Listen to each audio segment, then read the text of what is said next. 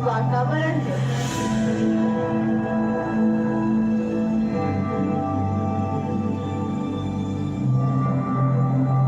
सौरमंडल में पृथ्वी ही जीव जंतुओं के लिए उपयुक्त है।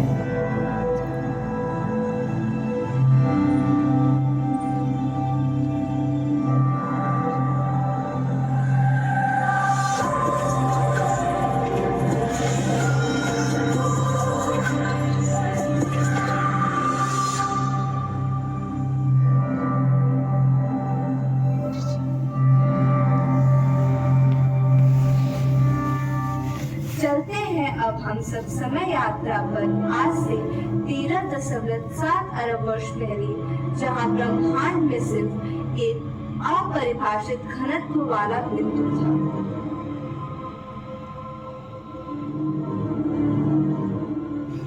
हमारे ब्रह्मांड का जन्म एक अविश्वसनीय गति से फैलने वाली ऊर्जा की गर्म भरे इसी बिंदु के विस्फोट से हुआ।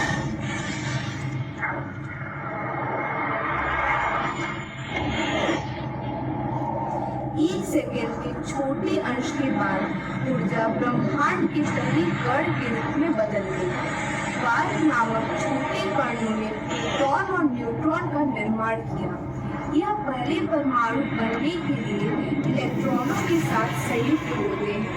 परमाणु बदले में तारे और आकाशगंगाएं बनाते हैं।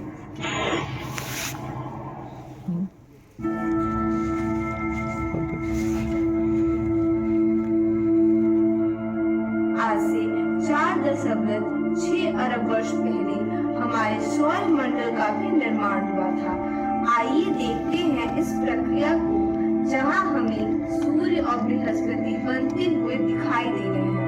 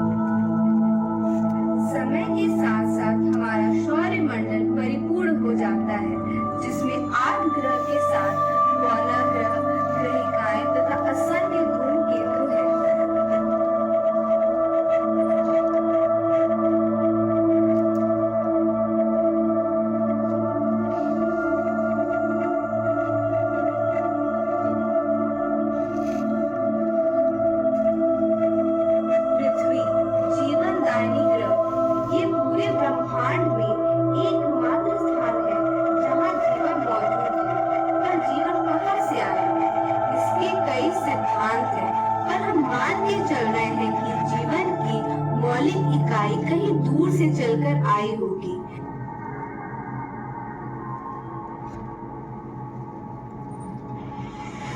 तथा हमारी पृथ्वी पर बहुत सारी प्रक्रियाओं से गुजरी होगी।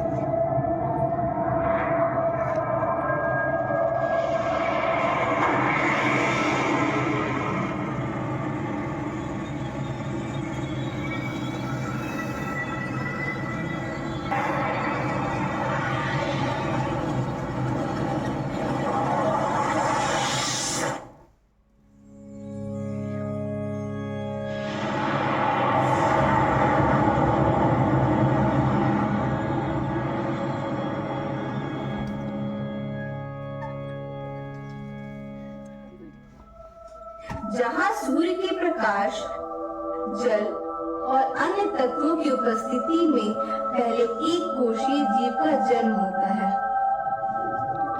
फिर कोशिका विभाजन से बहुकोशीय जीव का जन्म होता है।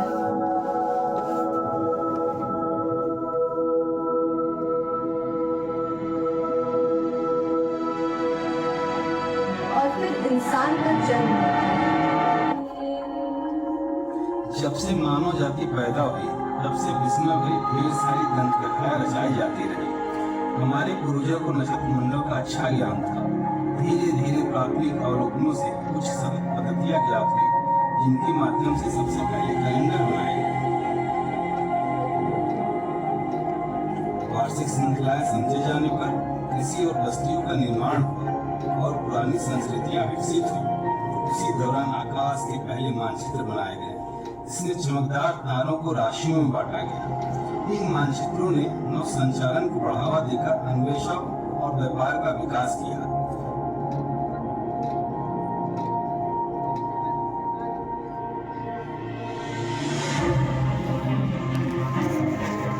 लेकिन पहले खगोलविदों को आकाश में दिख रहे क्रम को बनाए रखने वाली संरचनाओं के बारे में कुछ भी पता नहीं था।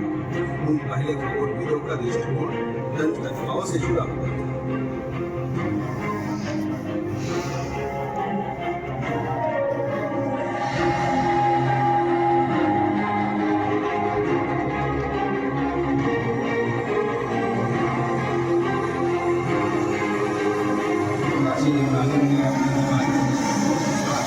खगोल विज्ञान को दंत कथाओं से अलग करने की दिशा में पहले कदम उठाए थे।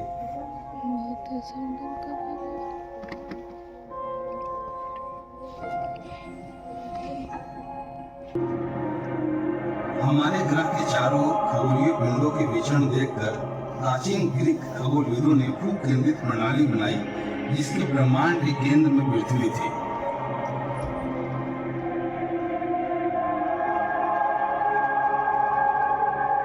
अरिस्टार्कोस पहले यूनानी खगोलविद बने जिन्होंने सूर्य केंद्रित प्रणाली प्रस्तावित किया, पर उनकी राय कई शताब्दियों तक नजरअंदाज की गई।